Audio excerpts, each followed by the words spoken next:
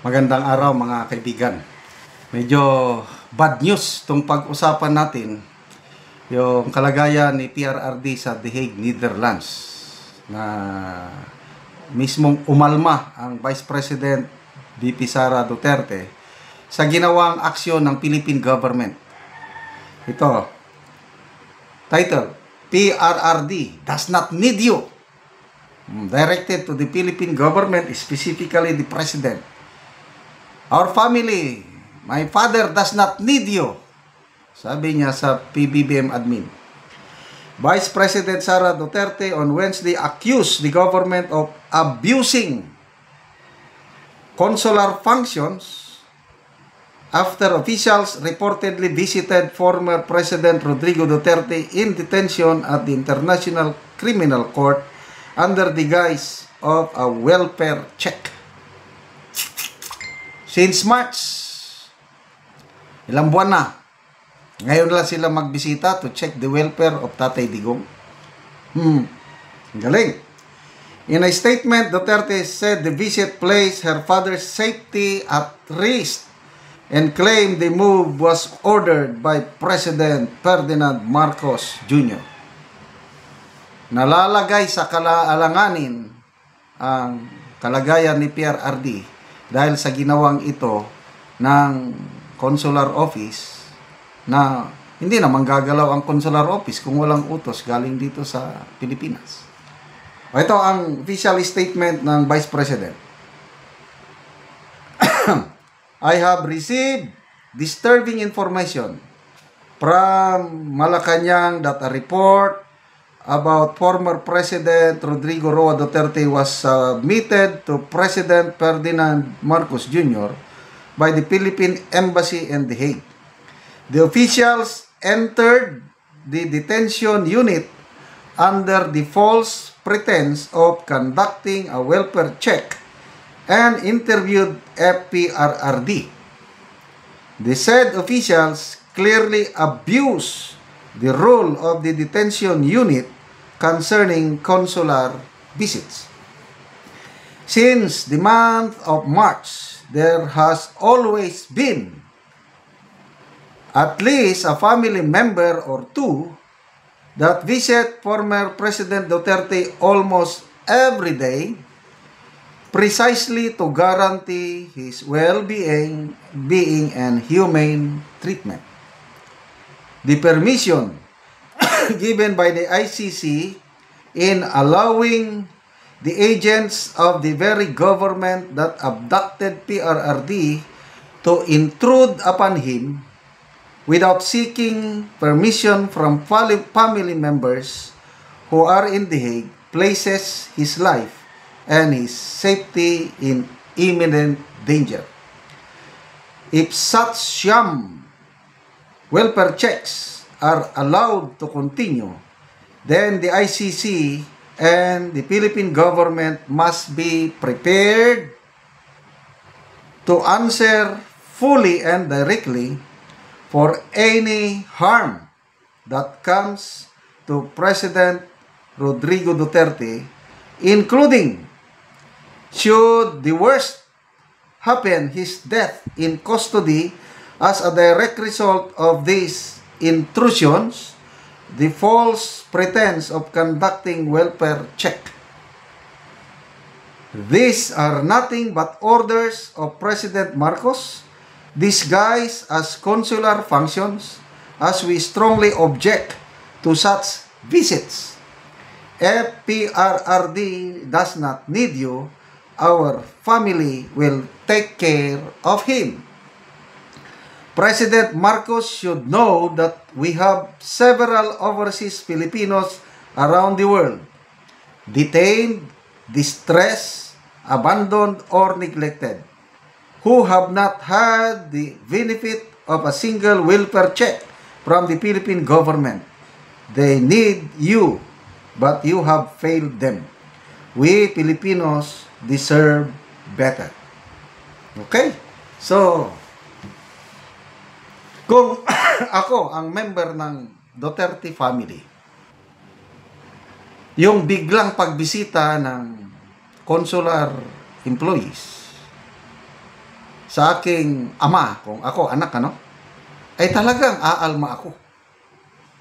Kasi, sino ba ang nagpadala kay PRRD doon sa The Hague? Di ba itong gobyernong ito? Magtitiwala pa ba ako sa gobyernong ito? Never. Kaya naiintindihan ko itong si BP Sara na umalma. Kasi kung ako, tatay ko yang nakakulong, pinakulong ng gobyernong ito, I do not need your visit, consular office. Paano kung anong gagawin nila doon sa aking tatay? Di ba? Very basic. Welfare check. Come on. Kung may malasakit kayo sa dating presidente, in the first place, huwag nyo sanang pinadala doon sa The Hague. Kung may kasalanan siya, buhay na buhay ang ating justice system, buhay na buhay ang ating mga korte, dito sana nyo siya nilitis, dito nyo sana ipinakulong, okay lang yun sa akin, sa nakakaraming Pilipino na nagmamahal ka. Yung pagdala doon is talagang hindi katanggap-tanggap. Lalo na ngayon. Anong balita, may dementia na siya. Wala na, yung memory niya fading away. Dahil nga, 80 plus, 80, mag-81 na siya. Stress, loneliness. Talagang apektado ang kanyang health. Tapos, bisitahin pa ninyo without, di ba? Family members. Sino bang nandong family members? Si Kitty ba? Plus, I think si Congressman Omar Duterte. Nandun. Di ba, very basic. Magpaalam lang sana ang Philippine government. Magpaalam sa pamilya. Di fact, hindi nagpaalam. Nakakaano? Paano ito nalaman ni Vice President? May nag-report sa kanya na taga Malacanang. Nakita nila siguro, report ng Philippine Embassy na nagbisita sila kay PRRD.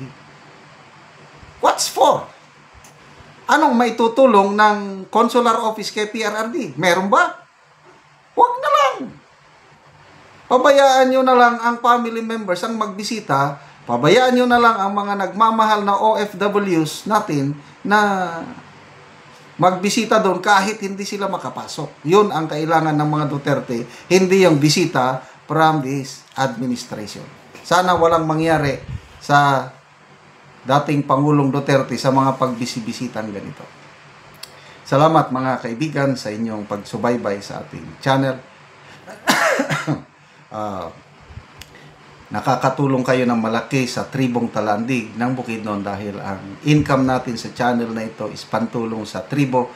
Namimigay tayo ngayon ng livelihood assistance sa kanila, nagpapatanim ng saging lakatan at Arabica coffee. Kung may itinanim, may aanihin. Panoorin niyo ang video na ito. Sa area ni Ades, so mag-abuno sila. Mayang buntag dia. Mayang buntag. Abuno na pud ni kuan. Kape aron. So tulo na siya kabang kay duha namang kabulan. So muna ni ang itsura sa kape ni Ades nga duha na kabulan. Maayo gyud nga tan-ahon. Ug naa nay mga sanga. Tambo ka sa kape ay.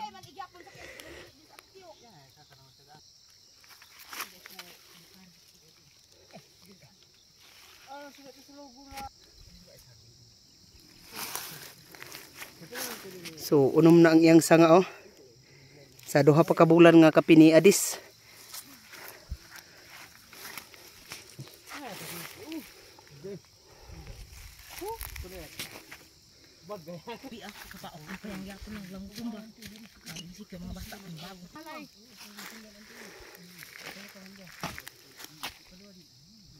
Karon human sa pag-abono naga-spray na pod si Ades sa iyang kape.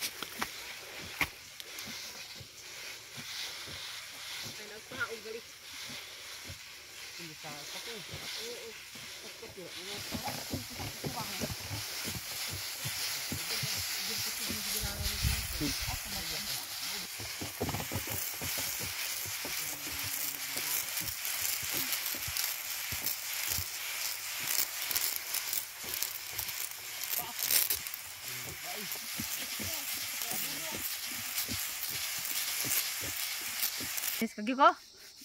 Salamat sa Ginoo nga og sa nagsuporta aning kape og sa abono. Nga makaawas na gyud mi sa kalisod. Ingon man sa aning among saging nga lakatan. Padayon gyud ang among pagpaeskwela sa among mga anak. Pero sa Ginoo gitabangan mi niya sa pagtanom og kape. Nga atagan pa mi niya og maayong panlawas sa pagtanom namo sa kape. Ang pagtubo sa among kape nga mawas nami sa among kalisod. Salamat. Salamat sa Ginoo.